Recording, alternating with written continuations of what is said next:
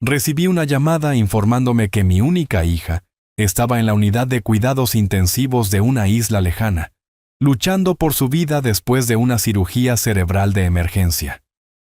Dejé todo lo que estaba haciendo y volé miles de kilómetros para estar a su lado. Cuando entré en esa habitación estéril y silenciosa, la encontré completamente sola. Su esposo, el hombre que se suponía debía protegerla, estaba ilocalizable porque se encontraba en un yate de 15 metros celebrando un negocio con champaña y modelos. Él no sabía que su trato más importante era conmigo y que el contrato estaba a punto de anularse. Lo que hice a continuación no solo le costó su dinero. Me aseguré de que todo su mundo fabricado se desvaneciera en menos de una hora. Antes de contarles exactamente cómo un gestor de riesgos jubilado desmanteló un imperio financiero desde la sala de espera de un hospital, déjenme saber en los comentarios desde dónde nos están viendo. Y asegúrense de darle me gusta a este video y suscribirse al canal si creen que el amor de un padre es la fuerza más poderosa de la Tierra. El primer temblor ocurrió 2 días antes del terremoto. Llegó a través de la pantalla de mi computadora portátil, una señal débil que casi descarté como la preocupación típica de un padre. Estaba en mi casa cerca de las montañas, sintiendo que la residencia era demasiado grande desde que mi esposa, Elena, había fallecido. Las montañas montaban guardia fuera de mi ventana, un testimonio silencioso de permanencia y fuerza. En la pantalla, el rostro de mi hija Valentina estaba demasiado brillante. Su sonrisa parecía demasiado forzada. Ella me llamaba desde un balcón en la isla, con el agua turquesa formando un fondo de postal perfecto detrás de ella. «Es increíble, papá», dijo ella, su voz compitiendo con la brisa. Mauricio organizó todo esto. Se supone que es un viaje de trabajo, pero se aseguró de que nos dieran una suite con vista al océano. Está cerrando una ronda de financiación enorme. Asentí, observando sus ojos en lugar del paisaje. Sus ojos se desviaban constantemente hacia su izquierda, justo fuera del encuadre. Un tic nervioso que no había visto desde que era una niña tratando de explicar cómo se había roto un jarrón. «Eso es maravilloso, mija». «¿Está él ahí?» «Se está preparando», dijo ella. Y la vacilación duró solo una fracción de segundo. «Tiene una gran reunión en un yate más tarde, ya sabes, para impresionar a los inversores». Justo entonces, la voz de él irrumpió desde fuera de la pantalla, aguda y despectiva. «Valentina, ¿sigues hablando con tu papá? El Wi-Fi aquí cuesta una fortuna. Además, los veteranos y las finanzas de alta velocidad no se mezclan exactamente. Dile que llamaremos cuando haya noticias reales». Una sombra pasó por el rostro de Valentina antes de que forzara la sonrisa a volver a su lugar. «Tengo que irme, papá. Mauricio está esperando. Te quiero». La pantalla se oscureció, dejándome con el reflejo de mi propio ceño fruncido. Veterano. La palabra no dolió tanto como lo que revelaba. Mauricio me veía como una reliquia, un hombre de un mundo analógico que no podía comprender su genio digital. Estaba equivocado. El riesgo es un idioma atemporal. No le importa la fibra óptica ni la tecnología de bloques. Se trata del comportamiento humano, de la codicia y la desesperación. Y en esa videollamada, pude escuchar su débil y familiar acento en la voz tensa de mi hija. Esa inquietud, esa sutil vibración de que algo andaba mal, fue la primera capa de unos cimientos que estaban a punto de agrietarse por completo. Me recosté en mi sillón de cuero, ese que Elena siempre decía que me hacía parecer un profesor, y mis ojos se posaron en una foto con marco de plata sobre la repisa de la chimenea. Era de la boda de Valentina hace 3 años. Ella estaba radiante, mirando a Mauricio con una confianza tan absoluta que me dolía el corazón. Mauricio también sonreía. Una sonrisa confiada, lista para la cámara, que vendía la imagen de un esposo perfecto. Era la misma sonrisa que había usado hace 1 año justo aquí, en este estudio. Se había parado donde ahora entraba el sol de la tarde, sosteniendo una tableta que mostraba coloridos gráficos con tendencia ascendente. No me estaba presentando una propuesta como un yerno pidiendo un préstamo. sino como un visionario ofreciendo una oportunidad. Su empresa, Sterling Pay, iba a ser disruptiva, un cambio de paradigma en el espacio de la tecnología financiera. Las palabras fluían de él, hábiles y ensayadas, un torrente de términos de moda diseñados para hacer que un anciano se sintiera fuera de lugar. El costo de adquisición de usuarios es mínimo comparado con el valor de vida de un cliente, Roberto, había dicho, llamándome por mi nombre en lugar de suegro o señor, como siempre hacía cuando quería algo. No solo estamos moviendo dinero, estamos creando un ecosistema financiero impecable. Toda mi carrera de 40 años la había pasado auditando empresas que usaban frases como esa. Yo era consultor de gestión de riesgos para una de las firmas de seguros más grandes del país. Mi trabajo consistía en escuchar exactamente este tipo de discursos y encontrar el único error fatal oculto bajo la jerga. Mis instintos me decían que Sterling Pay era un castillo de naipes construido sobre una base inestable de deuda y ambición. Los números eran demasiado perfectos, las proyecciones de crecimiento demasiado agresivas. Pero mi hija estaba enamorada. Ella se sentó a su lado, con la mano en su brazo, mirándome con ojos suplicantes. Ojos que decían, por favor, cree en él como yo lo hago. Y contra todo instinto profesional que tenía, elegí a mi hija. Está bien, Mauricio, había dicho lentamente. Proporcionaré los $500,000 en capital inicial que necesitas. El rostro de Valentina se iluminó y la sonrisa de Mauricio se ensanchó. Extendió la mano para estrechar la mía, pero levanté un dedo. Con una condición. No haremos esto como una simple inversión. Mi abogado lo redactará como un préstamo garantizado convertible. La sonrisa de Mauricio vaciló por un segundo. ¿Un préstamo garantizado, Roberto? Esto es una formalidad. Somos familia. Exactamente, había respondido, mi tono sin dejar lugar a discusión. Y la familia se protege mutuamente. Este préstamo estará garantizado por tus activos personales y tus acciones mayoritarias en Sterling Pay. Es solo una red de seguridad, una póliza de seguro estándar. Él y Valentina habían intercambiado una mirada. Era el tipo de mirada que decía, deja que el viejo tenga sus papeles complicados. Lo veían como una excentricidad, una reliquia de una era de negocios pasada. No entendían.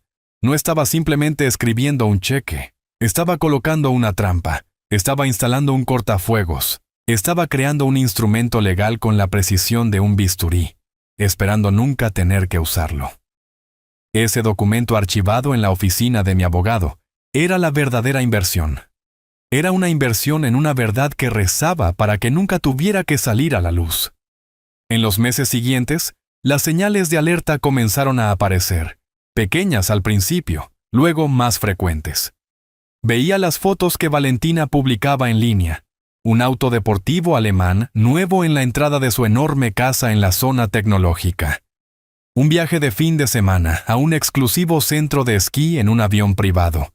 Una botella de vino de $1,000 un martes cualquiera. Era un estilo de vida que una empresa emergente, quemando capital inicial, no tenía por qué financiar. Cuando preguntaba con delicadeza, las respuestas de Valentina siempre estaban listas, entregadas con un toque de condescendencia, como si estuviera citando directamente de un manual que Mauricio le había dado. «Papá, no entiendes la cultura aquí. Tienes que proyectar éxito para atraer éxito. Todo se trata de la imagen». Traté de explicar el concepto de tasa de consumo, de responsabilidad fiscal. La imagen no paga salarios, Valentina. No construye infraestructura. Es solo humo. No es humo, papá. Es mercadeo. Ella respondía, con la voz tensa por la frustración. Mauricio sabe lo que hace. La próxima ronda de financiación está a la vuelta de la esquina. Cada conversación me dejaba un sabor amargo en la boca. Mi experiencia profesional, una vida dedicada a identificar la podredumbre financiera, estaba siendo descartada como los desvaríos de un hombre que no entendía la nueva economía. Veía un patrón clásico de mala gestión, un desprecio imprudente por el capital que casi siempre terminaba en colapso. Pero estaba atrapado. Presionar más sería arriesgarme a alejar a mi hija, a ser el suegro entrometido que ella y Mauricio ya pensaban que era. Así que retrocedí. Elegí la paz familiar sobre la prudencia financiera. Observé desde la banca cómo vivían una vida financiada por mi dinero y sostenida por una fantasía. Esa elección me atormentaba. Cada foto alegre que ella enviaba era un recordatorio de la conversación que no tuve, de la advertencia que no enfatiqué. Había pasado toda una vida asesorando a corporaciones sobre cómo evitar catástrofes, pero no había logrado proteger a mi propia hija de la que se gestaba en su propio hogar. El suelo bajo sus pies era inestable, y yo lo sabía, y no había hecho nada. Ese fracaso silencioso, esa decisión de permanecer callado, fue el último momento de paz que conocería. Me aparté de la pantalla oscura. El silencio en el estudio de repente se sentía pesado.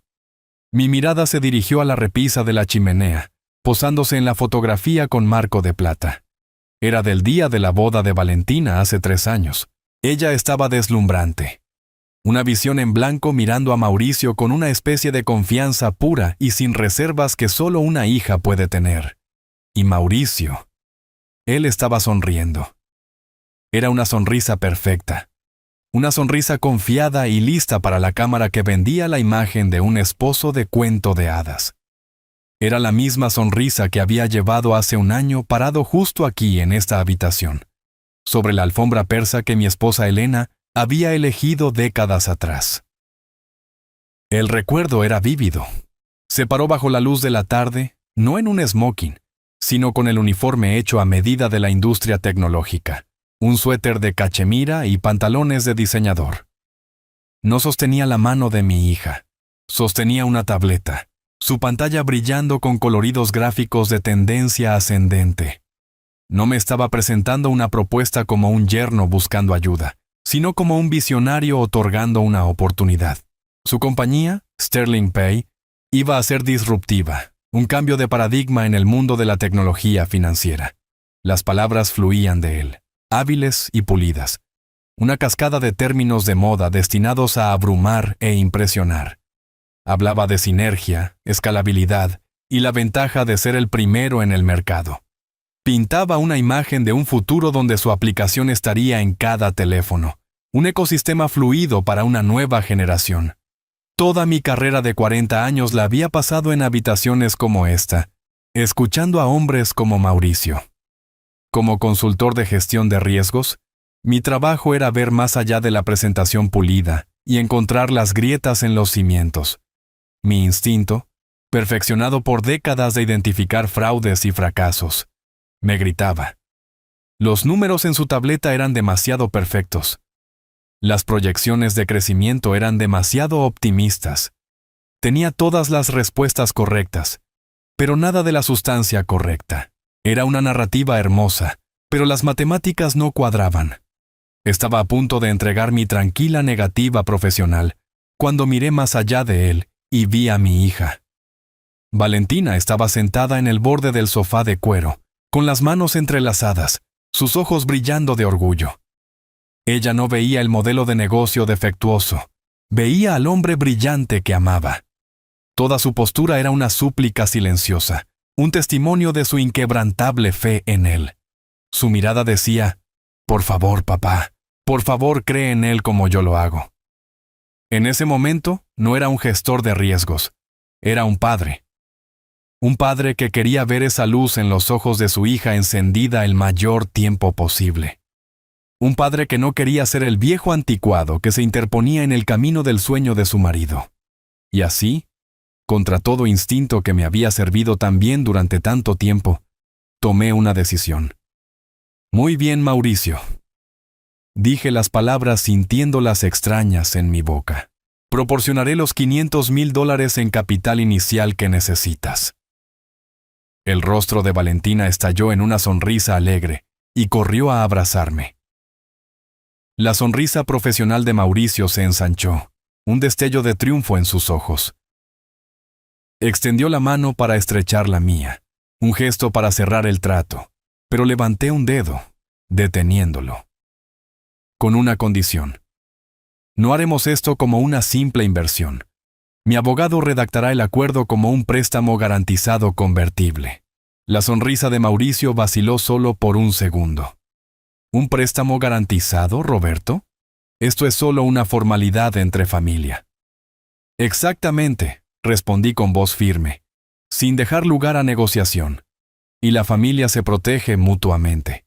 El préstamo estará garantizado por tus activos personales, incluyendo tus acciones mayoritarias en Sterling Pay. Piénsalo como una red de seguridad, una póliza de seguro estándar. Él y Valentina intercambiaron una mirada rápida. Sabía lo que estaban pensando. Lo veían como la exigencia quisquillosa y excesivamente cautelosa de un anciano, un poco de papeleo legal complicado para complacerme.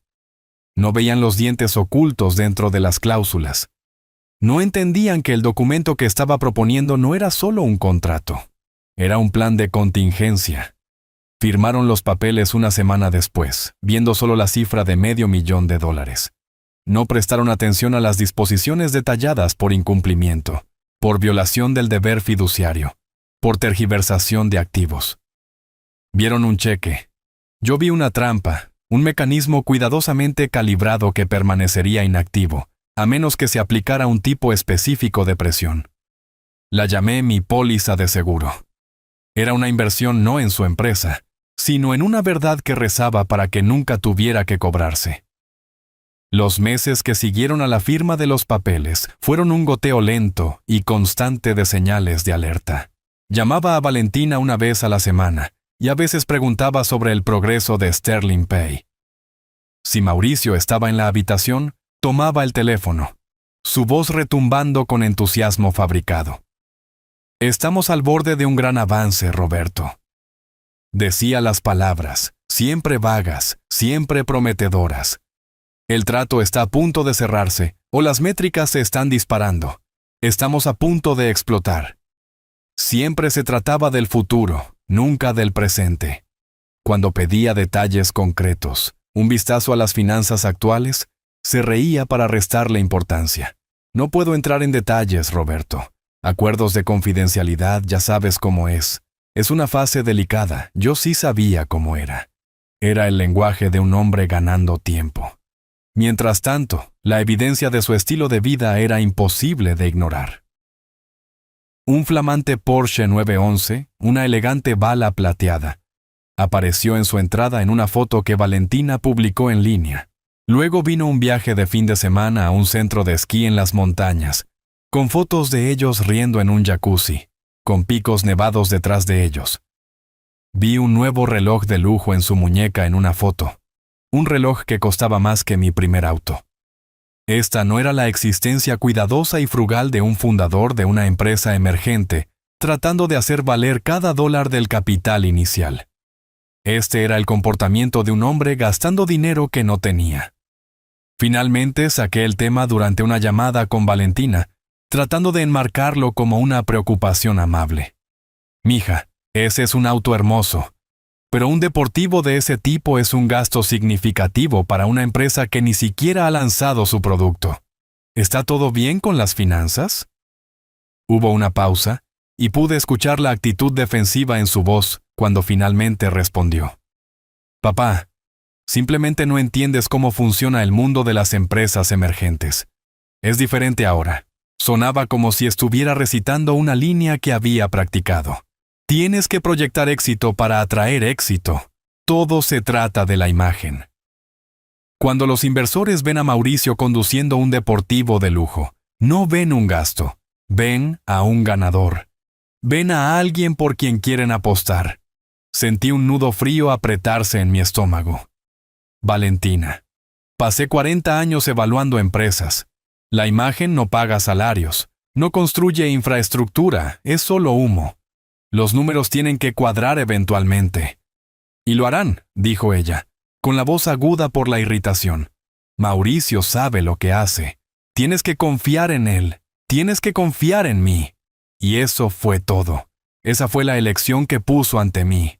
Cuestionar el juicio de su esposo y arriesgarme a una ruptura entre nosotros, o permanecer en silencio y verlos conducir a toda velocidad hacia un precipicio. Mi mente profesional me gritaba, Este era un caso de libro de texto de una empresa en una espiral de muerte, quemando capital con un desprecio imprudente por el futuro. La extravagancia no era un signo de confianza, era un síntoma de pánico.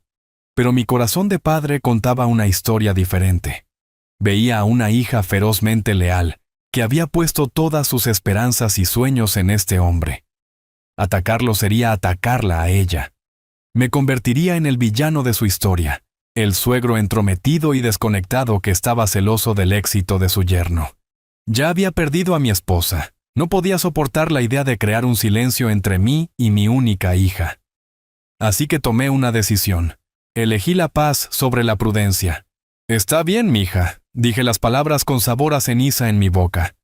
Entiendo. Confío en ti. Colgué el teléfono y miré por la ventana hacia las montañas firmes e inquebrantables. Había pasado toda una vida enseñando a mi hija la importancia de la honestidad y la integridad, y sin embargo acababa de validar una mentira. Había dado mi bendición a una fantasía porque tenía miedo del conflicto que crearía la verdad. Esa decisión se asentó profundamente dentro de mí, un arrepentimiento silencioso y pesado. No lo sabía entonces, pero mi silencio fue la última gota de combustible que Mauricio necesitaba. Había ignorado las señales de alerta y, al hacerlo, le había dado luz verde para conducir directamente al corazón de la tormenta. El teléfono sonó a las 3:17 de la mañana, en el silencio profundo e ininterrumpido de una noche de montaña.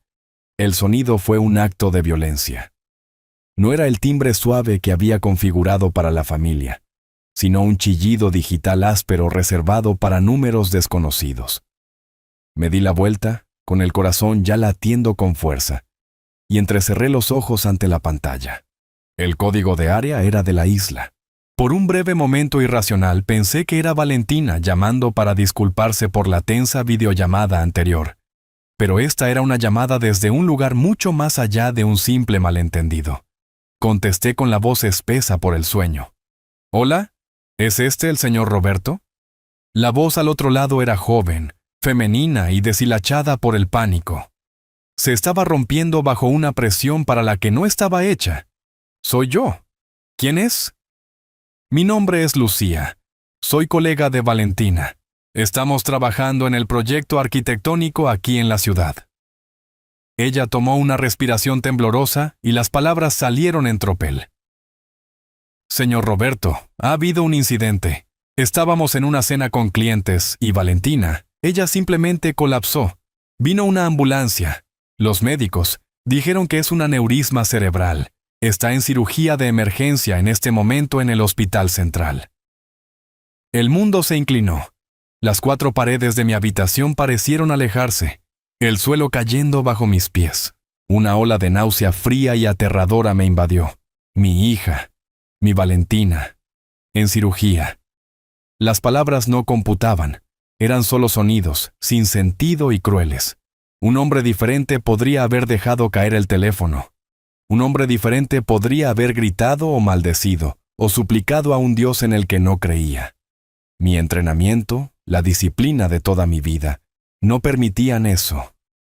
Mientras Lucía seguía hablando, su voz un zumbido de pánico en mi oído.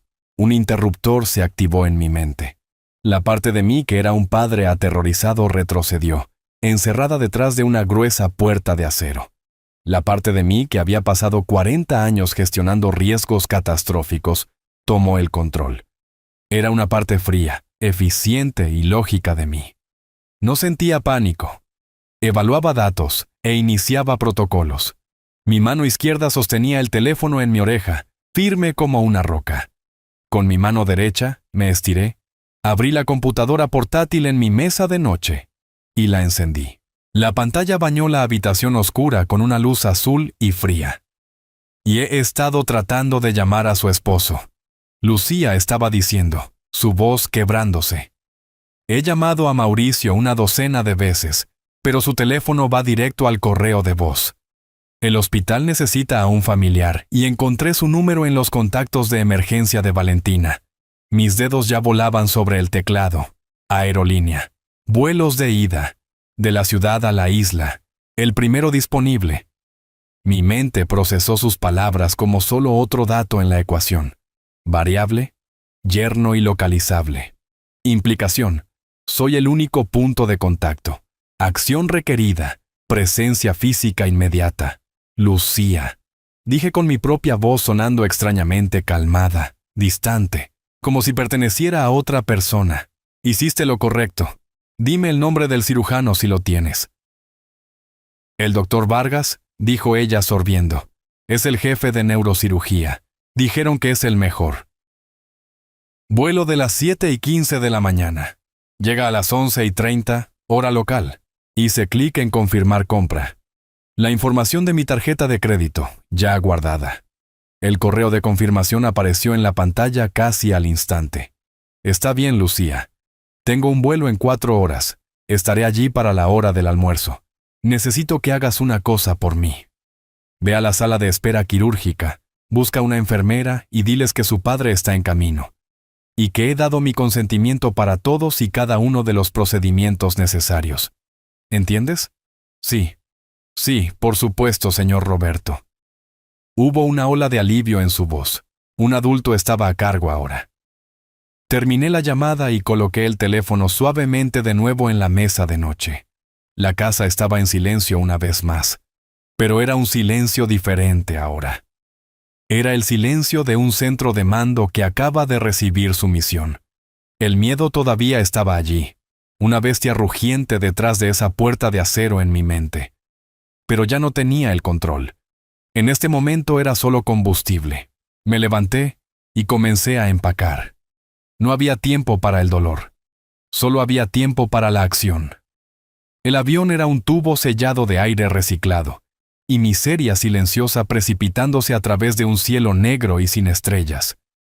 A mi alrededor, otros pasajeros dormían, sus cabezas colgando contra los reposacabezas, perdidos en sueños. Dormir era un lujo que no podía permitirme. Me senté mirando la pantalla oscura de mi teléfono, el único objeto brillante en mi pequeño y oscuro mundo. Mi pulgar, moviéndose con voluntad propia, presionó la foto de contacto de Mauricio. Era una foto de él y Valentina en un velero, ambos bronceados y sonrientes. Una pareja perfecta, una mentira perfecta. Presioné el botón de llamada por 10ª vez. El resultado fue el mismo, unos pocos timbres. Luego el familiar y odiado clic mientras cambiaba a su correo de voz. Y luego su voz, suave y pulida, llena de una importancia fabricada que me hacía rechinar los dientes. Oye, ¿te has comunicado con Mauricio? Ado. La grabación comenzó un poco demasiado fuerte, un poco demasiado alegre. No puedo contestar el teléfono en este momento. Probablemente estoy en medio de cerrar un trato o cambiando el mundo. Ya sabes cómo es. Deja un mensaje y te responderé cuando pueda. La llamada terminó. Bajé el teléfono, las palabras alegres y arrogantes resonando en la cabina silenciosa. Cerrando un trato. La frase quedó suspendida en el aire, podrida y falsa. Mi mente, un motor frenético de preocupación, imaginaba a mi hija en una mesa de operaciones, subida en manos de un extraño. Veía las luces estériles, los rostros con mascarillas, los instrumentos fríos y relucientes. Cada fibra de mi ser, cada instinto protector que tenía como padre gritaba en terror silencioso. Era un dolor físico, un peso aplastante en mi pecho que dificultaba la respiración. Y mezclada con ese terror, había una nueva emoción surgiendo como una marea fría. Era rabia, no una ira caliente y explosiva, sino una furia profunda y glacial. ¿Dónde estaba él? ¿Dónde estaba el hombre que se había parado ante mí y prometido amar y proteger a mi hija? ¿Qué trato podría ser posiblemente más importante que la vida de su esposa?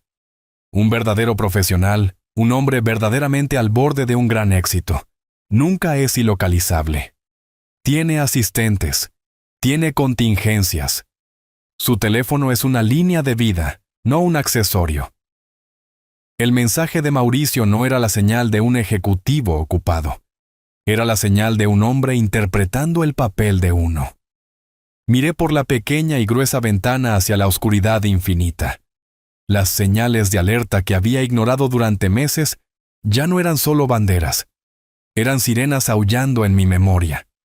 El auto deportivo, los viajes costosos, las respuestas vagas y vacías. Todo era parte de la misma actuación. El hombre en el correo de voz era el mismo hombre que me había vendido una fantasía en mi propio estudio. No estaba cerrando un trato, solo estaba vendiendo una historia. Y mi hija, mi brillante y confiada Valentina, estaba pagando el precio por ello. Estaba acostada sola en un hospital mientras su esposo estaba fuera jugando el papel de un pez gordo. El miedo por su vida comenzó a fusionarse con la ira que sentía hacia él. Se retorcieron juntos, endureciéndose en algo nuevo, algo afilado y enfocado. La misión ya no era solo llegar al lado de mi hija. Un segundo objetivo comenzaba a formarse, cristalizándose de la mezcla oscura de mi dolor y furia. Necesitaba entender qué ocultaba Mauricio. Necesitaba descubrir la verdad que él estaba tan desesperado por evitar. Levanté el teléfono y lo llamé de nuevo. Correo de voz. La misma promesa alegre y vacía, cerrando un trato. Me susurré a mí mismo en la oscuridad. Las palabras ya no eran solo molestas, eran una admisión de culpa. Y yo, el hombre que él descartó como un veterano anticuado, volaba a través del océano para auditar las cuentas. El hospital era un mundo de urgencia silenciosa. El aire olía a antiséptico y ansiedad. Encontré al cirujano, un hombre llamado Dr. Vargas, en una pequeña oficina sin ventanas. Parecía haber envejecido una década en las últimas horas, sus ojos cansados detrás de sus anteojos. Habló con voz baja y cansada, explicando las complejidades de la cirugía. Usó palabras como ruptura y hemorragia. Me dijo que habían clipado el aneurisma y detenido el sangrado, que Valentina estaba estable, pero que estaba en un coma inducido médicamente. Las próximas 48 horas, dijo, eran críticas. Le agradecí por su trabajo, mi propia voz sonando distante y hueca. Luego una enfermera me llevó a la UCI. Empujó una puerta pesada y el mundo se redujo al espacio de una sola habitación. Los únicos sonidos eran el siseo rítmico de un respirador y el pitido constante y electrónico de un monitor cardíaco. Y allí, en el centro de una red de tubos y cables, estaba Valentina. Se veía imposiblemente pequeña en la cama grande. Su rostro pálido contra la almohada blanca, un vendaje envuelto alrededor de su cabeza. Mi hija, mi vibrante y brillante hija, estaba reducida a una quietud frágil. Una ola de absoluta impotencia me invadió. Quería enfurecerme, romper algo, gritar ante la injusticia de todo. Pero lo que más me aplastaba, lo que me robaba el aire de los pulmones, era el hecho crudo e innegable de que ella estaba sola. La silla junto a su cama estaba vacía. El silencio donde debería haber estado su esposo era el sonido más fuerte en la habitación. Justo entonces mi teléfono vibró en mi bolsillo. Un mensaje de texto de un número desconocido. Era de Lucía, la colega de Valentina. Lo abrí. Había una foto tan brillante y vívida que parecía quemarme los ojos. Era Mauricio. Estaba en la cubierta de un magnífico yate, el sol de la isla brillando sobre el agua azul profundo detrás de él. Sostenía una copa de champaña, con la cabeza echada hacia atrás en una carcajada, rodeado de un grupo de personas sonrientes y bien vestidas. Parecía un rey celebrando una gran victoria. Debajo de la foto había una sola línea de texto. Pensé que debía saber dónde era su reunión importante. En ese instante, algo dentro de mí cambió. El dolor rugiente y caótico de un padre aterrorizado se calmó. No desapareció. Se solidificó. Se enfrió y se endureció en algo completamente diferente. Se convirtió en una determinación silenciosa y dura como el diamante. La parte de mí que pasó toda una vida analizando el fracaso, prediciendo la traición y calculando las consecuencias, se activó. Roberto, el padre preocupado, se hizo a un lado. Y Roberto, el gestor de riesgos, tomó su lugar. Mi rabia no era ruidosa, no lo era. Era un motor frío y silencioso que apenas comenzaba a zumbar. Acerqué la silla de visitas vacía a la cabecera de mi hija. Me senté, coloqué mi maletín en el suelo y saqué mi computadora portátil. La abrí sobre mi regazo, el suave clic del cierre resonando en la habitación tranquila. Mientras la pantalla cobraba vida bañando mi rostro con su resplandor frío e impersonal, el plan comenzó a formarse. No era un plan de venganza, era un plan de corrección, una corrección meticulosa, sistemática y absoluta. La primera llamada que hice no fue a un amigo ni a otro miembro de la familia.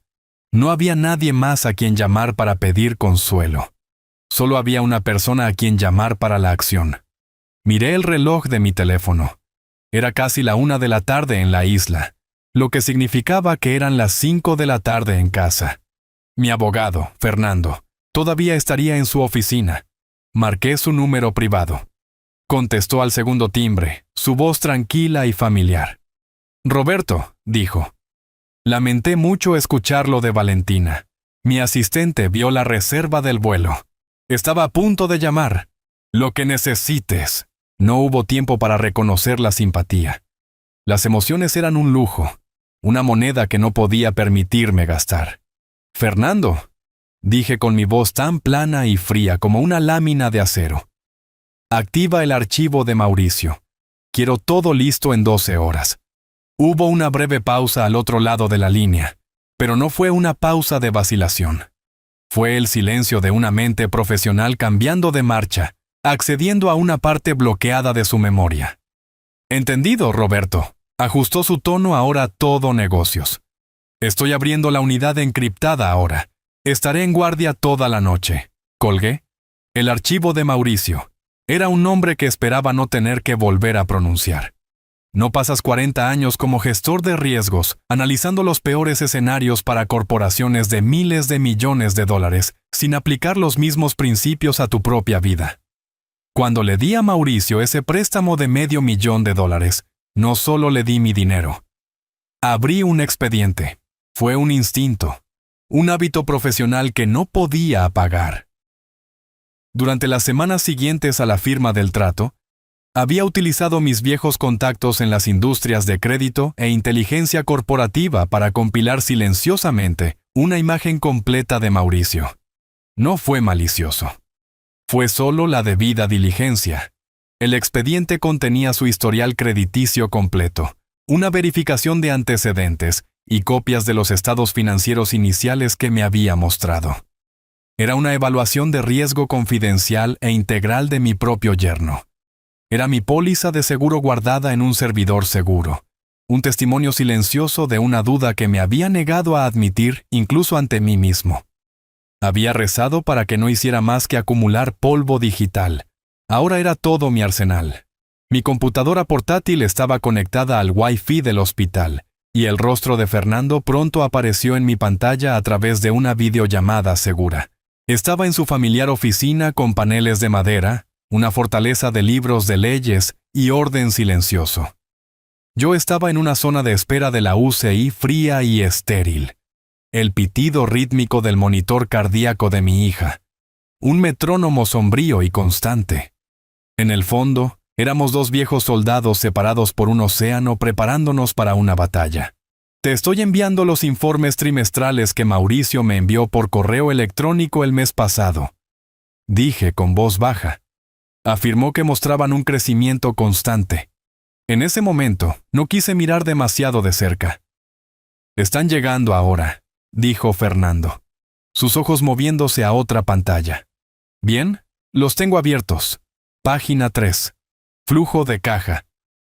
Navegué a la misma página. «Mira la segunda línea», dije con mi dedo trazando el número en mi propia pantalla. «Ha listado 700,000 en contratos de servicio prepagados. Está contando dinero que aún no ha ganado como flujo de caja actual. Eso no son ingresos, Fernando. Eso es un pasivo. Está inflando artificialmente la salud de la empresa. Es un engaño clásico». Fernando guardó silencio por un momento, su mente legal procesando la implicación. «Tergiversación fraudulenta», murmuró. «Es una violación directa de la sección 4, cláusula B de nuestro acuerdo de préstamo. La cláusula sobre informes financieros precisos. Seguimos cavando. Durante horas trabajamos en un estado de enfoque tranquilo e intenso. Él era el martillo legal. Yo era el bisturí financiero. Lo guié a través del laberinto de la contabilidad creativa de Mauricio. Saca los informes de gastos corporativos de los últimos 6 meses. Instruí. Cotéjalos con las publicaciones de Valentina en las redes sociales. Hubo un frenesí de tipeo en su extremo. «Dios mío», dijo después de un minuto. Un cargo de $10,000 en una joyería en la zona turística listado bajo entretenimiento de clientes. Valentina publicó una foto de una nueva pulsera de diamantes al día siguiente. «Sigue adelante», insté. Un cargo mensual recurrente por una suscripción de software en la nube, que coincide perfectamente con el pago del arrendamiento de un Porsche 911 del año actual. ¿Y ahí?, dije con mis ojos clavados en un solo cargo masivo de hace 3 días. Un gasto de $50,000 pagado a una empresa de alquiler de yates en la isla. La descripción dice Junta Directiva Móvil y Cumbre de Inversores. Fernando levantó la vista de sus papeles, su rostro sombrío en mi pantalla. «La fiesta en el yate», dijo. «No solo usó mi dinero para financiar su estilo de vida», dije con la rabia fría en mi pecho, quemando como hielo seco. «Usó mi dinero para cometer fraude, y lo documentó todo. Ha estado construyendo su propia jaula, Fernando. Todo lo que tenemos que hacer es cerrar la puerta con llave». El descubrimiento del gasto de la fiesta en el yate fue el primer hilo suelto. Y como cualquier hombre que ha pasado toda una vida examinando el tejido de las mentiras te dirá, una vez que encuentras un hilo, tiras. Durante las siguientes horas, con el pitido constante del monitor cardíaco como nuestra única banda sonora, Fernando y yo tiramos. Desenmarañamos todo el tapiz de engaños que era la vida de Mauricio. Mi inversión inicial de $500,000 fue nuestro punto de partida.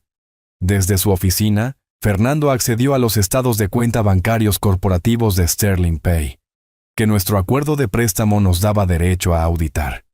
Compartió su pantalla conmigo y miré las columnas de números, mi mente filtrando los datos, buscando los patrones que sabía que encontraría. No tomó mucho tiempo. La transferencia bancaria de $500,000 de mi cuenta estaba clara en el estado de cuenta de hace 10 meses. Lo que siguió fue una clase magistral de fraude.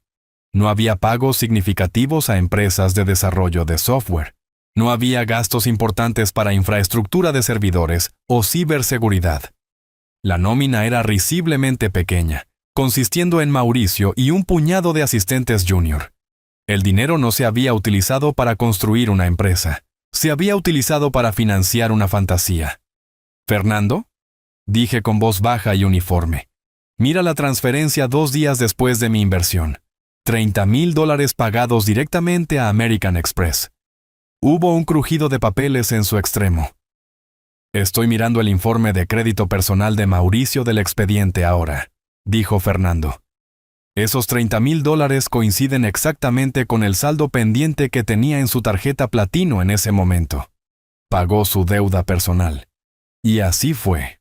Seguimos el dinero, y dibujó un mapa no de un negocio, sino de la vanidad sin fondo de un hombre.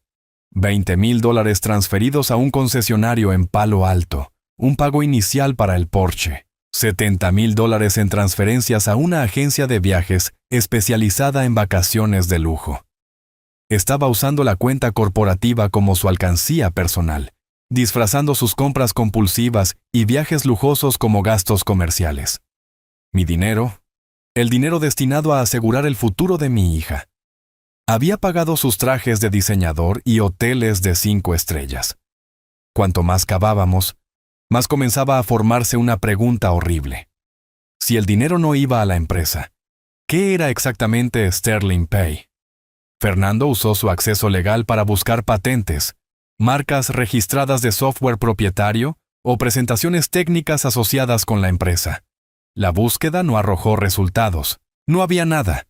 Sin propiedad intelectual, sin código único, nada más que un sitio web elegante y un logotipo lujoso. Y entonces entendí. No era una empresa, era un escenario. Era un decorado bellamente diseñado completo con un actor principal carismático, Mauricio.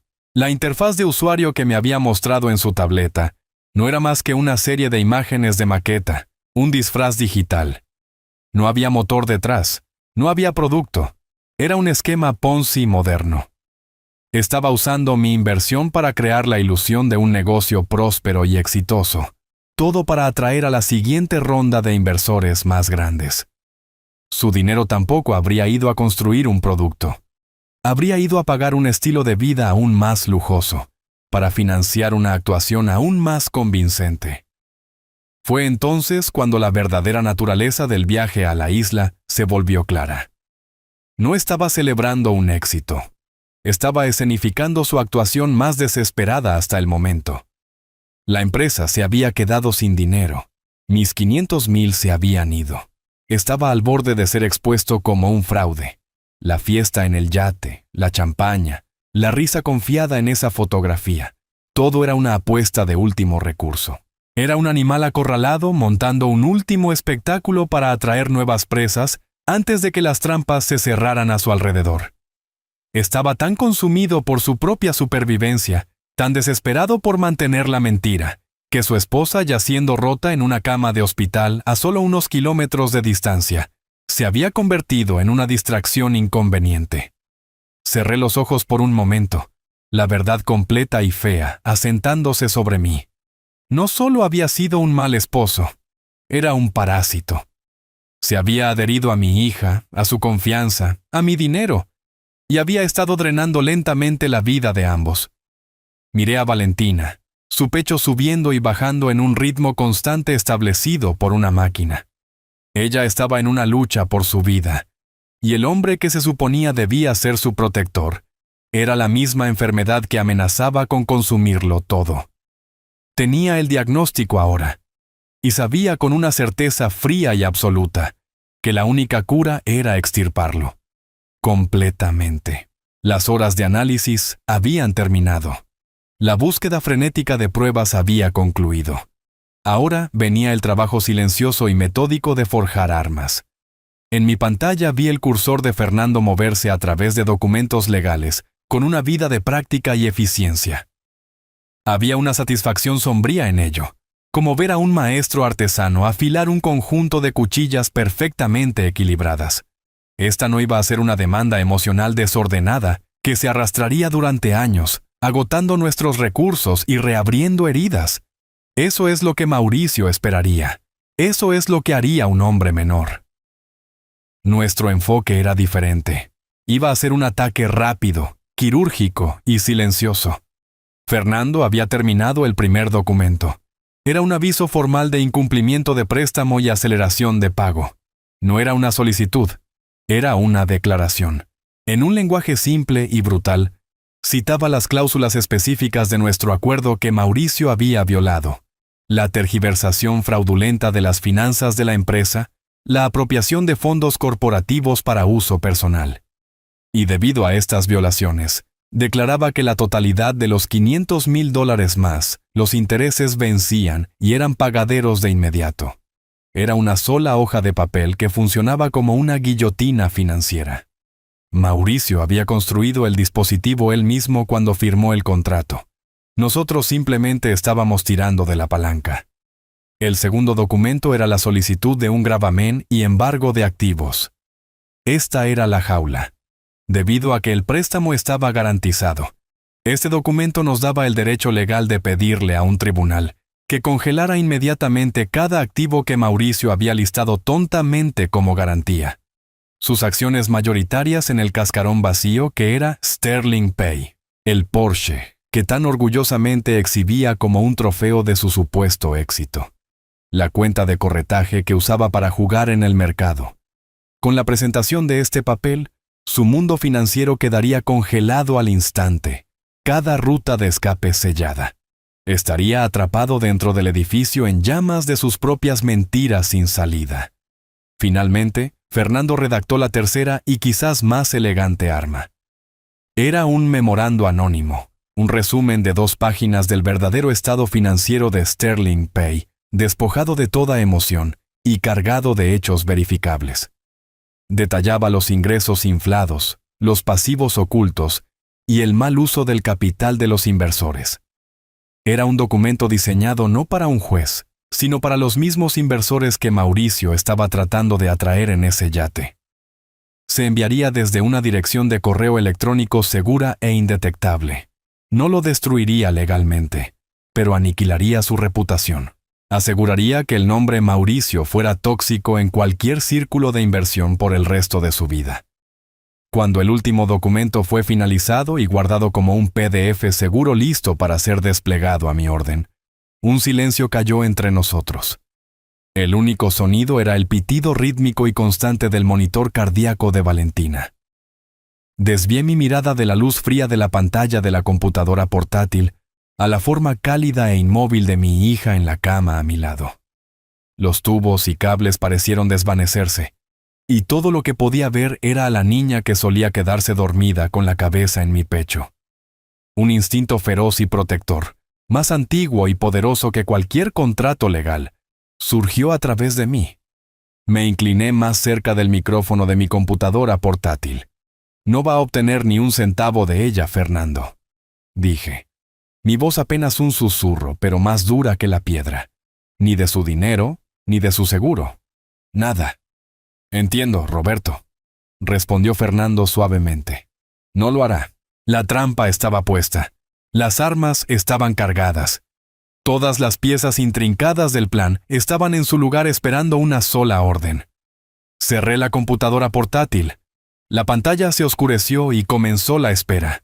Todo lo que necesitábamos ahora era que la presa caminara a casa. La espera tenía un ritmo. El pitido del monitor cardíaco desde la habitación de Valentina. El suave timbre del ascensor al final del pasillo. Las conversaciones susurradas de las enfermeras durante su cambio de turno. Durante 18 horas me senté en esa quietud estéril. Un centinela silencioso alimentado por café rancio y un propósito singular y frío. Los archivos estaban listos. El plan estaba en su lugar. Cada contingencia había sido tenida en cuenta. Las horas no se sentían largas. Se sentían como los últimos momentos tranquilos de una cuenta regresiva. Y entonces lo escuché. No llegó en silencio. Llegó en una ráfaga de tela cara y pánico fingido, sus pasos resonando por el pasillo de linóleo. Irrumpió en la zona de espera. Un retrato perfecto de un esposo angustiado. Su cabello estaba artísticamente despeinado. Su traje de $1000 estaba arrugado de una manera que sugería una noche frenética y sin dormir. Su corbata estaba aflojada en su garganta, como si hubiera estado luchando por aire. Sus ojos estaban enrojecidos e inyectados en sangre, y si no supiera mejor, podría haberlo confundido con la marca del dolor. Pero soy un hombre que ha pasado su vida estudiando detalles.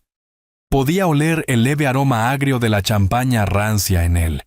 El olor de una larga fiesta, no de una larga vigilia.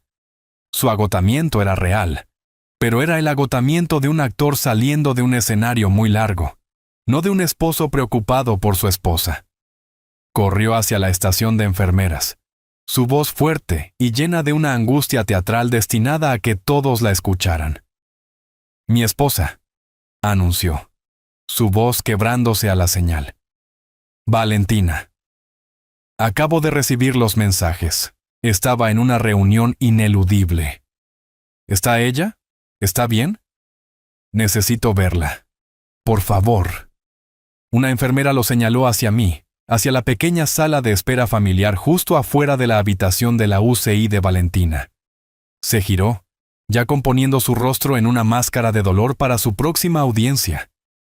Caminó hacia adelante, listo para colapsar en la silla vacía, listo para interpretar su dolor.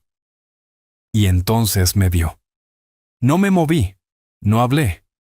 Simplemente me senté en mi silla, con mis manos descansando sobre mis rodillas, y lo observé. Vi cómo la actuación se drenaba de su rostro como si hubieran tirado de un enchufe. La angustia practicada se desvaneció, reemplazada por un parpadeo de conmoción cruda y genuina. Las líneas de dolor alrededor de su boca se aflojaron en una boca abierta. Su impulso hacia adelante se detuvo tan abruptamente que casi tropezó. El actor había encontrado repentinamente a un crítico inesperado sentado en la primera fila y había olvidado todas sus líneas. «Roberto», tartamudeó, su voz una octava completa más baja que la que había usado con las enfermeras. Usó mi nombre de pila, no el título de padre o señor. La dinámica ya había cambiado. Ya no éramos familia, éramos oponentes. ¿Qué? ¿Qué haces aquí? Su conmoción se cuajó rápidamente en algo más. Molestia. Irritación. Mi presencia era un hecho inconveniente que arruinaba su narrativa cuidadosamente construida. Un esposo afligido corriendo al lado de su esposa desde una reunión importante era un personaje comprensivo. Un hombre siendo confrontado por su suegro era algo completamente diferente. Yo era un personaje no invitado en su obra, y mi presencia silenciosa estaba arruinando la escena. Lo miré, al costoso traje arrugado y los ojos inyectados en sangre, y vi a través de cada capa de su actuación. No solo era un mal esposo, era un mal actor. «Te he estado esperando, Mauricio», dije con mi voz tranquila, pero llevando a través del espacio entre nosotros el peso de todas las horas que me había sentado en esa silla. «Creo que es hora de que hablemos». Miré al hombre con el que se había casado mi hija. El dolor performativo se había evaporado de su rostro, dejando atrás un residuo de pánico y resentimiento. Era un actor que acababa de darse cuenta de que la audiencia sabía que sus líneas eran una mentira.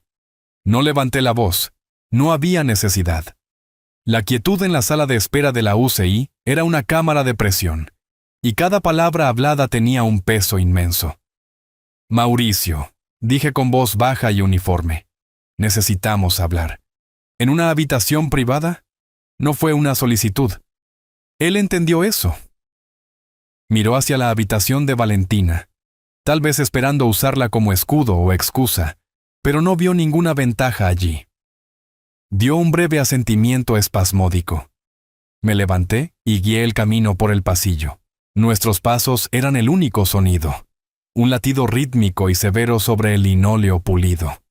Él caminaba unos pasos detrás de mí y podía sentir su energía frenética, el zumbido frenético de una mente tratando de calcular nuevos ángulos, nuevas mentiras. Era un animal acorralado y buscaba una ruta de escape. No encontraría una. Me detuve en una pequeña sala de conferencias con paredes de vidrio, del tipo que los hospitales usan para conversaciones difíciles con las familias. Empujé la puerta para abrirla y entré. La habitación era estéril y fría. Una mesa larga e impersonal. Una docena de sillas incómodas. Y en la pared lejana, una gran pantalla de televisión estaba encendida. En esa pantalla, de tamaño real y perfectamente compuesto en su oficina con paneles de madera a miles de kilómetros de distancia, estaba sentado Fernando. Mauricio se detuvo en seco en la puerta. Miró fijamente la imagen de Fernando, su rostro instantáneamente pálido. La molestia que había visto antes ahora fue reemplazada por una sacudida de miedo puro y sin diluir. Esta era una complicación que no había anticipado. Estaba preparado para una confrontación llorosa y emocional con un padre afligido. No estaba preparado para un procedimiento legal con mi abogado de 30 años. «¿Qué es esto?», preguntó su voz, un susurro ahogado. «Una conversación», dije, señalando la silla al otro lado de la mesa frente a mí. «Por favor, siéntate». Dudó por un momento. Luego caminó rígidamente hacia la silla y se sentó en el borde como si estuviera listo para salir corriendo. Me senté frente a él, con la gran pantalla con el rostro impasible de Fernando, asomándose sobre su hombro como un juez silencioso. Por un largo momento no dije nada. Dejé que el silencio en la habitación creciera, dejando que lo presionara. Vi cómo el sudor comenzaba a perlarse en su frente. Luego saqué mi teléfono y lo coloqué suavemente en el centro de la mesa entre nosotros. Lo deslicé por la superficie pulida hasta que estuvo directamente frente a él. La pantalla estaba iluminada mostrando la fotografía del yate. El sol brillante, el agua azul, su propio rostro con la cabeza echada hacia atrás en una carcajada triunfante, una copa de champaña en alto. Me incliné ligeramente hacia adelante. ¿Fue esta tu reunión, Mauricio?, pregunté, mi voz aún tranquila, la que no podías dejar. Miró la foto, luego me miró a mí, sus ojos moviéndose nerviosamente. Las mentiras salieron atropelladamente, torpes y desesperadas. Roberto, tienes que entender que esa foto no muestra toda la historia. Ese fue el momento final, el momento del apretón de manos con los inversores asiáticos. Era un trato de $500 millones para la empresa, para Valentina, para nuestro futuro. Mi teléfono estaba apagado. Insistieron en ello por seguridad. No tenía idea sobre Valentina hasta que volví a la costa. Te juro que vine tan rápido como pude. Era un buen mentiroso. Infundió a su voz la cantidad justa de sinceridad desesperada. Me miró a los ojos tratando de vender la actuación. Le dejé terminar. Le dejé poner todas sus cartas sobre la mesa, todas sus coartadas falsas y justificaciones. Le dejé construir toda su defensa sobre esa única y endeble base de una mentira. Luego levanté mi teléfono. Es una buena historia, Mauricio. Muy detallada. El único problema son los datos. Toqué la pantalla. Cada foto tomada con un teléfono inteligente tiene una marca de tiempo digital incrustada en el propio archivo. Se llama metadatos. Esta foto fue tomada ayer precisamente a las 4:15 de la tarde, hora local de la isla. Deslicé una sola hoja de papel de una carpeta a mi lado. Era una copia del informe preliminar del equipo quirúrgico. Este es el informe del Dr. Vargas. Puedes ver la hora de entrada en la parte superior. La craneotomía de emergencia para aliviar la presión catastrófica en el cerebro de Valentina comenzó a las 4:03 de la tarde. Me recosté en mi silla y crucé las manos sobre la mesa. Así que seamos claros sobre la línea de tiempo. Mientras un equipo de cirujanos taladraba un agujero en el cráneo de tu esposa para salvarle la vida, tú estabas aproximadamente a 30 millas de la costa, abriendo una botella de champaña para celebrar un trato que, como ahora sabemos, nunca existió. ¿Es esa una evaluación correcta y precisa de la situación? El color desapareció de su rostro. La historia se había ido. Las excusas se habían ido. Todo lo que le quedaba era la verdad cruda, fea e irrefutable. Su boca se abrió y se cerró, pero no salió ningún sonido. La máscara del empresario exitoso, el esposo amoroso, no solo se agrietó, se desintegró, convirtiéndose en polvo, revelando al hombre hueco y patético que había debajo. Me miró fijamente, con los ojos muy abiertos por el terror de ser visto verdadera y completamente. El rostro de Mauricio era un desastre de confianza destrozada. Sus mentiras sobre la fiesta en el yate se habían desmoronado, y se quedó expuesto. Un estafador atrapado en el foco de luz. Trató de reponerse para encontrar algún ángulo nuevo, alguna actuación nueva que pudiera salvarlo. Infló el pecho, un intento patético de recuperar algo de autoridad. ¿Qué es esto, Roberto?, se burló, su voz fina y quebradiza. ¿Algún tipo de interrogatorio? No tienes derecho a interrogarme. Soy su esposo. Antes de que pudiera responder, una voz tranquila y clara llenó la habitación. Provenía de la gran pantalla en la pared donde estaba sentado Fernando, con las manos entrelazadas y una expresión ilegible. Al contrario, señor Mauricio, dijo Fernando con un tono tan seco como el papel viejo. Esta no es una discusión. Esto es una notificación. Como si fuera una señal, metí la mano en mi maletín y saqué una carpeta gruesa encuadernada en cuero. La deslicé sobre la mesa. Aterrizó frente a Mauricio con un golpe suave y definitivo. Mi asociado en la isla hizo entregar esto hace una hora, dije. Creo que querrás echarle un vistazo. Mauricio miró la carpeta como si fuera una serpiente venenosa. Vacilante, la abrió. Dentro, anidada en la parte superior, había una sola hoja de papel. La voz de Fernando continuó desde la pantalla, precisa e implacable. Lo que está viendo, señor Mauricio, es un aviso de incumplimiento de préstamo y aceleración de pago.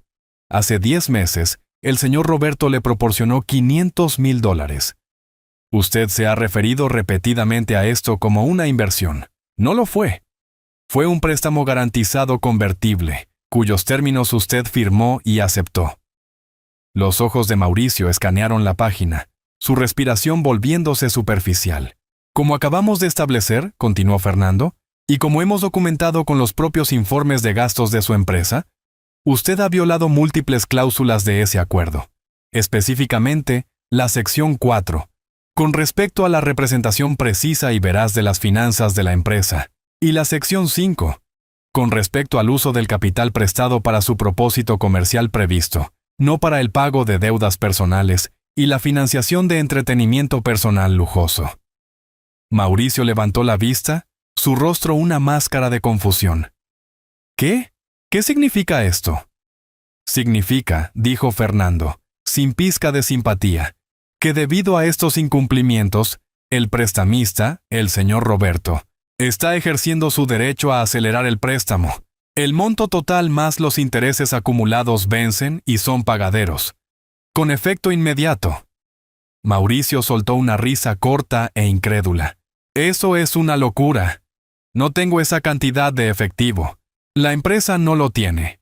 Somos conscientes de ello, dije, hablando por primera vez en varios minutos, por lo cual querrás mirar el segundo documento en la carpeta. Sus dedos temblorosos hurgaron en la primera página revelando el documento debajo de ella. Era una presentación judicial, un embargo. Debido a que el préstamo estaba garantizado, explicó Fernando, su voz un zumbido constante y desapasionado. Su falta de pago activa la cláusula de garantía.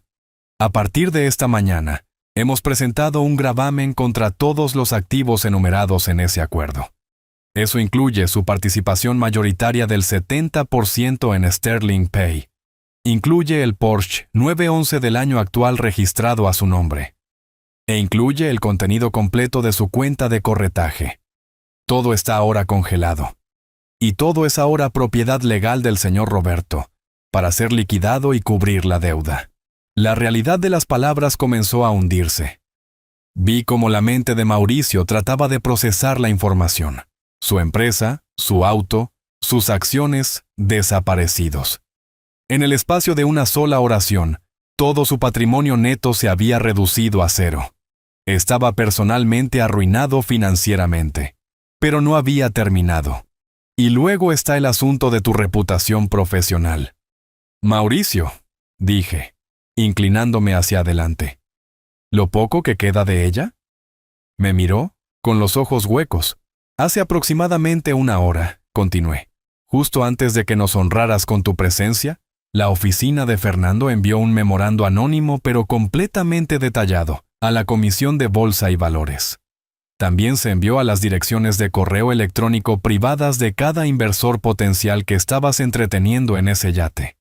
Contenía un análisis fáctico completo de la contabilidad fraudulenta de Sterling Pay, completo con copias de tus propios informes de gastos.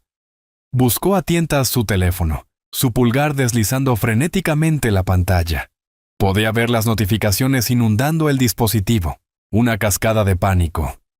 Las líneas de asunto de los correos electrónicos parpadeaban en la pantalla. Urgente. Fusión cancelada. Con respecto a las finanzas de Sterling Pay, una docena de mensajes de texto de los mismos hombres con los que había estado riendo ayer. Su tono ahora furioso, exigiendo respuestas. No solo había perdido un trato, había sido ejecutado profesionalmente. Ya no era un visionario de la tecnología, era un paria. Fue entonces cuando finalmente se rompió. Era un animal acorralado sin nada más que perder. Golpeó su mano sobre la mesa, su rostro contorsionado en una máscara de pura rabia. «¡No puedes llevarte todo!», rugió, su voz quebrándose. «Todavía tengo la casa es nuestra. Valentina nunca, ella nunca te dejaría». Dejé que una pequeña sonrisa fría tocara mis labios. «Ah, la casa», dije suavemente, como si recordara un detalle menor que casi había olvidado. «Verás, Mauricio, en mi línea de trabajo, aprendes a aconsejar a tus clientes que protejan sus activos más valiosos de la responsabilidad. Y mi hija es la cliente más valiosa que he tenido. Cuando ustedes dos se casaron, le di un consejo. Le dije que la casa que su madre y yo compramos para ella Debía permanecer como su propiedad separada, legalmente protegida de cualquiera de tus negocios. Fue una simple declaración de activos prematrimoniales. Hice una pausa, dejando que las palabras finales aterrizaran con la fuerza de un golpe físico. Esa casa, Mauricio, nunca ha sido tuya. La escritura solo ha tenido un nombre, y no es el tuyo. Ese fue el momento en que se hizo pedazos. Las 3 capas de su mundo, sus finanzas personales, su carrera profesional y sus activos matrimoniales, habían sido sistemáticamente desmanteladas y destruidas en menos de 10 minutos. Me miró fijamente, con la boca abierta, su mente finalmente comprendiendo la absoluta e ineludible totalidad de su ruina. Miró los papeles, el rostro de Fernando en la pantalla, a mí.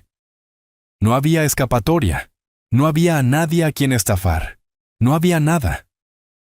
Un sonido escapó de su garganta, un ruido gutural crudo que no era del todo una palabra y no del todo un grito. Se puso de pie de un salto, barriendo la carpeta y mi teléfono de la mesa en un estruendo de plástico y papel. «Tú hiciste esto», chilló, su voz desgarrada por la histeria. «Tú, viejo, planeaste esto todo el tiempo. ¡Me arruinaste!». Se abalanzó sobre la mesa, su rostro una máscara de rabia incoherente. Pero antes de que pudiera alcanzarme, la puerta de la sala de conferencias se abrió de golpe. 2 guardias de seguridad del hospital, alertados por los gritos, entraron en la habitación, con expresiones sombrías y profesionales. La obra había terminado, y era hora de que el actor fuera escoltado fuera del escenario. Durante 3 días, viví al ritmo de las máquinas. Observé la línea verde constante de los latidos del corazón de Valentina. Escuché el suave siseo del respirador, y aprendí a distinguir los diferentes tonos de las alarmas. Trabajé desde la silla incómoda junto a su cama, dormí en ella y comí la comida insípida del hospital que me traían. Y esperé. Luego, en la 4ª mañana, mientras el sol de la isla comenzaba a pintar el cielo en tonos de naranja y rosa, sus párpados se movieron. Fue un movimiento pequeño, casi imperceptible, pero fue una señal. Los médicos vinieron, revisaron sus respuestas, bajaron su sedación y unas horas más tarde estaba respirando por su cuenta. Sus ojos se abrieron, nebulosos y confundidos al principio. Luego enfocándose lentamente en mi rostro. Una sonrisa débil tocó sus labios. «Papá», susurró, su voz un sonido seco y rasposo. Sentí una ola de alivio tan poderosa que casi me hizo caer de rodillas. Tomé su mano, mi pulgar acariciando sus nudillos. «Estoy aquí, mija, estoy justo aquí». Ella miró alrededor de la habitación, con el ceño fruncido por la confusión. Sus ojos buscaron en las esquinas, la silla vacía al otro lado de su cama, la puerta. Luego me miró de nuevo, y sus ojos tenían la pregunta que había estado temiendo desde el momento en que reservé mi vuelo. «¿Dónde está Mauricio?», preguntó, su voz pequeña, vulnerable.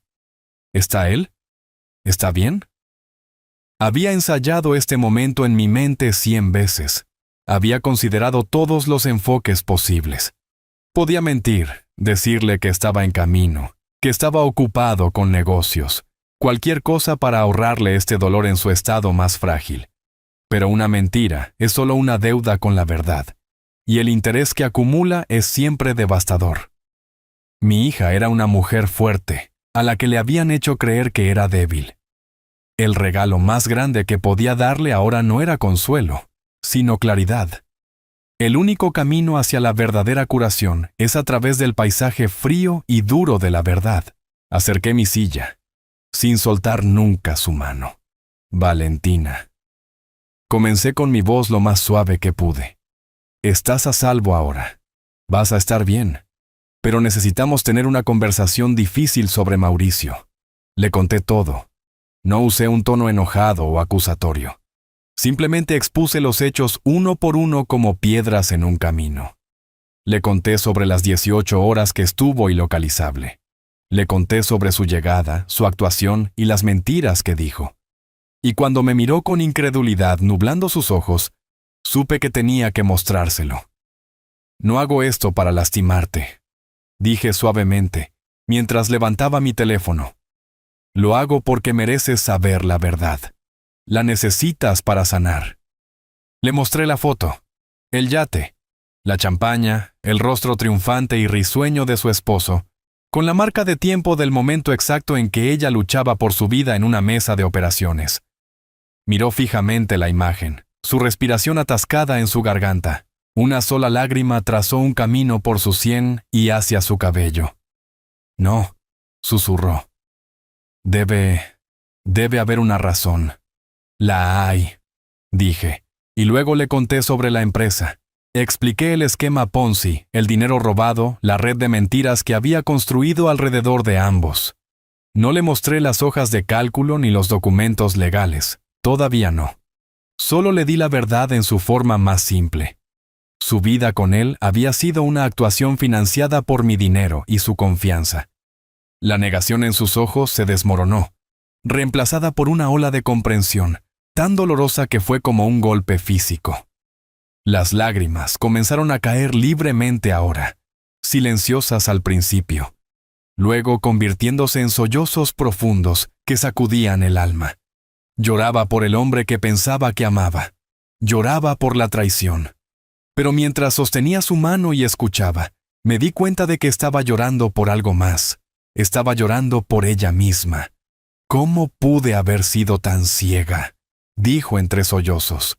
Todas las señales estaban ahí. Los gastos, las excusas. ¿Cómo pude ser tan estúpida?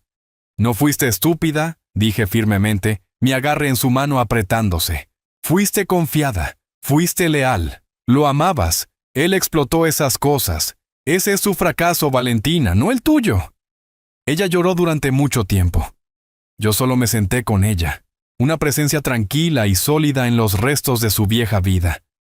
Fue un momento terrible, agonizante y absolutamente necesario. El veneno estaba saliendo. La fiebre de la mentira se estaba rompiendo.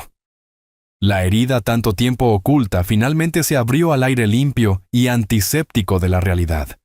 Y por primera vez en mucho tiempo, la curación de mi hija podía comenzar verdaderamente. La confrontación en la sala de conferencias fue la tormenta. Lo que siguió fueron los días tranquilos y metódicos de limpiar los escombros. Mauricio simplemente desapareció. Después de ser escoltado fuera del hospital, se fue de su hotel y desapareció, dejando atrás un fantasma digital y financiero. No respondió a las llamadas de sus abogados, del banco, ni de los otros inversores a los que había estafado. Simplemente se evaporó. Un cobarde que no podía enfrentar las consecuencias del mundo que había construido. Dejó una ventisca de correos electrónicos enojados y demandas inminentes a su paso. Un desastre que ya no era mi preocupación. Mi preocupación era el trabajo tranquilo y constante de reconstrucción. Desde mi silla junto a la cama de Valentina, convertí la habitación del hospital en un centro de mando remoto, con Fernando en una videollamada perpetua desde su oficina. Comenzamos el proceso de desenredar la red financiera que Mauricio había tejido. Era el trabajo que había hecho toda mi vida, pero nunca se había sentido tan personal. Cada documento firmado, cada activo liquidado, era un acto de restauración. El primero en irse fue el Porsche. Los contactos de Fernando arreglaron para que fuera embargado del estacionamiento del aeropuerto y vendido en subasta. El dinero fue transferido a una cuenta de depósito en garantía que habíamos establecido. A continuación, liquidamos la cuenta de corretaje vendiendo las acciones que había comprado con dinero que realmente no tenía. Las acciones en Sterling Pay eran, como había sospechado, certificados digitales completamente inútiles, que representaban una empresa que nunca había existido realmente. Los activos que embargamos no fueron una ganancia inesperada. Fueron simplemente los fragmentos recuperados de mi préstamo original, el rescate de un barco hundido. La primera factura que pagamos fue la del Hospital Central. Era una cantidad asombrosa, un testimonio de la habilidad y los recursos necesarios para sacar a mi hija del borde. Le indiqué a Fernando que transfiriera el monto total ese mismo día. Hubo una satisfacción tranquila y profunda en ese acto. El dinero que Mauricio había adquirido a través de mentiras y engaños, ahora se estaba utilizando para pagar las consecuencias de su negligencia. Su vanidad estaba pagando para curar las heridas que su ego había ignorado. Fue el primer paso para restablecer el orden, para equilibrar la balanza. Lo que quedó de los activos liquidados no fue una suma insignificante. Era suficiente para causar tentación en algunos. Pero para mí ese dinero nunca fue mío. Había dado por perdidos mis $500,000 originales, como una pérdida en el momento en que firmé el cheque, considerándolo el precio que tenía que pagar por la felicidad percibida de mi hija. Este dinero recuperado era de ella. Era la restitución por lo que le habían quitado. Con la guía de Fernando, lo usé para establecer un fideicomiso irrevocable a nombre de Valentina. Era una fortaleza financiera diseñada con toda la habilidad y previsión que poseía. Los términos eran simples. Los activos eran de ella para controlar, para usar en su recuperación, para construir una nueva vida, para comenzar su propio negocio. Pero el capital estaba protegido, blindado por capas de roca legal, haciéndolo intocable para cualquier futuro acreedor de la vida desastrosa de Mauricio, o para el caso, de cualquier futuro hombre que pudiera tratar de explotar su bondad. No solo le estaba dando dinero a mi hija, le estaba devolviendo la seguridad que Mauricio le había robado sistemáticamente. Había tratado de construir un muro alrededor de ella una vez, un muro de esperanza y confianza en su esposo. Ese muro se había derrumbado porque estaba construido sobre una base de mentiras. Esta vez lo estaba construyendo yo mismo, no con esperanza, sino con acero legal y concreto financiero. Esto no fue un acto de venganza contra Mauricio. La venganza es un acto emocional caótico. Esto fue un acto de orden. Esto fue un padre viendo una brecha en las defensas y reparando metódica y silenciosamente el muro. 6 meses después, el olor a antiséptico había sido reemplazado por el olor fresco y limpio a pino de las montañas que montaban guardia sobre mi hogar. El pitido frenético de las máquinas del hospital era un eco distante reemplazado ahora por el suave rasguño de un lápiz sobre el papel y el suave murmullo del viento a través de los árboles en mi patio. Me senté en mi porche trasero, con una taza tibia de café en mis manos, y observé a mi hija. Valentina estaba sentada frente a mí en la mesa del patio, con una gran tableta de dibujo apoyada en sus rodillas. Su cabello había vuelto a crecer suave y oscuro, y la mirada frágil y atormentada en sus ojos había sido reemplazada por una luz enfocada y decidida. Estaba dibujando, su mano moviéndose con una confianza renovada. Estaba diseñando un pequeño centro comunitario sostenible, el primer proyecto para la firma de arquitectura que ahora estaba construyendo por sí misma. No solo estaba recuperada, estaba rehecha, más fuerte, más sabia, y con una resistencia tranquila que no había visto en ella desde que era una niña pequeña. Levantó la vista de su trabajo y me sorprendió mirándola, una pequeña y genuina sonrisa tocando sus labios. «¿Qué estás mirando?», preguntó. «La mejor inversión que he hecho», dije, y ambos entendimos que no estaba hablando de dinero. Sonrió de nuevo y volvió a su dibujo. En ese momento tranquilo y cómodo, viéndola crear algo nuevo de los restos de su pasado, el significado completo de los últimos 6 meses se asentó en su lugar. El caos había sido reemplazado por un orden tranquilo y sólido. En mi mundo, el mundo de la gestión de riesgos, pasamos nuestras vidas evaluando el riesgo para proteger los activos. Pasé 40 años de mi vida protegiendo los activos de las corporaciones, pero aprendí la lección más importante de mi carrera en una habitación estéril de un hospital en la isla, viendo dormir a mi hija. El mayor riesgo que enfrentamos en nuestras vidas no es la pérdida de dinero, es la confianza mal depositada. El dinero se puede recuperar. Un edificio se puede reconstruir. Pero la confianza, una vez destrozada, deja una herida que puede envenenar todo. Y la mejor póliza de seguro contra ese tipo de riesgo, la única que realmente funciona, es la verdad. No importa cuán brutal o dolorosa pueda ser. La verdad es una medicina dura, pero es la única cura para la enfermedad de una mentira. Miré a mi hija, su rostro iluminado por el sol de la tarde, y sentí una ola de orgullo tan profunda que casi dolía. No arruiné la vida de un hombre. No actué por venganza u odio. Simplemente hice lo que siempre he hecho. Evalué un riesgo catastrófico para mi activo más valioso y tomé las medidas necesarias para neutralizarlo. Mauricio era un pasivo que tenía que ser dado de baja. No lo destruí. Simplemente le entregué la factura de sus propias elecciones. Esta historia revela una verdad fundamental. Nuestra mayor vulnerabilidad no se encuentra en un balance general, sino en una confianza mal depositada. Una vez creí que proteger a mi familia significaba mantener la paz, incluso a costa de ignorar realidades dolorosas. Aprendí que la verdadera protección exige claridad, no comodidad. Requiere el coraje de enfrentar el engaño de frente y usar las herramientas de la verdad y la responsabilidad para restaurar el orden. Esta no es una historia de venganza, es una lección de justicia. Demuestra que todos tenemos la fuerza para defender lo que es verdaderamente valioso de aquellos que solo entienden el precio. Si creen que la verdadera fuerza se mide por el coraje de proteger a los que aman, muestren su apoyo dándole me gusta a este video, suscribiéndose y compartiendo sus pensamientos en los comentarios a continuación.